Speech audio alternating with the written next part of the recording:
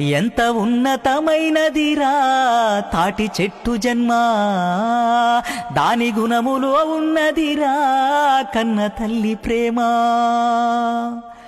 పోతులూరి వీర బ్రహ్మము రాసిన కాల జ్ఞానానికి కాగితం అయ్యింది.